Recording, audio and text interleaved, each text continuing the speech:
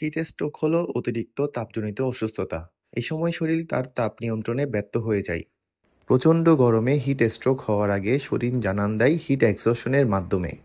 তাই হিট এক্সহশনের উপসর্গ জেনে প্রতিরোধ করুন হিট স্ট্রোক। এই উপসর্গগুলো হলো অত্যাধিক ঘাম হওয়া, ফ্যাকাশে, পেশিতে ব্যথা, ক্লান্তি, দুর্বলতা, মাথা ব্যথা, বমি বমি লাগা, এমনকি অজ্ঞান হয়ে যাওয়া। উচ্চ তাপমাত্রায় বেশিক্ষণ থাকার ফলে হিট এক্সহশন হিট স্ট্রোকের দিকে অগ্রসর হয়। শরীরের তাপ নিয়ন্ত্রণ ক্ষমতা তখন হারিয়ে ফেলে। তাপের আঘাতের সবচেয়ে গুরুতর রূপ হচ্ছে যেখানে শরীরের তাপমাত্রা 40 ডিগ্রি সেলসিয়াসের বেশিতে পৌঁছে যায়, তখনই একটি শরীর হিট স্ট্রোকের শিকার হয়। হিট স্ট্রোকের চরম ক্ষেত্রে রোগীর খিঁচুনি, অজ্ঞান হয়ে যাওয়া, এমনকি মৃত্যু পর্যন্ত হতে পারে।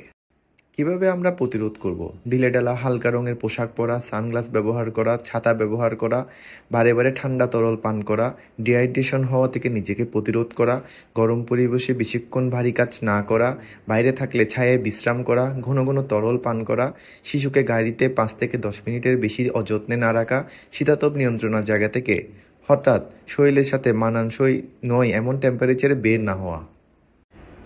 আপনি যদি দেখতে পান আপনার আশেপাশে কেউ হিট স্ট্রোকের শিকার হয়েছে, তবে কয়েকটি কাজ করুন।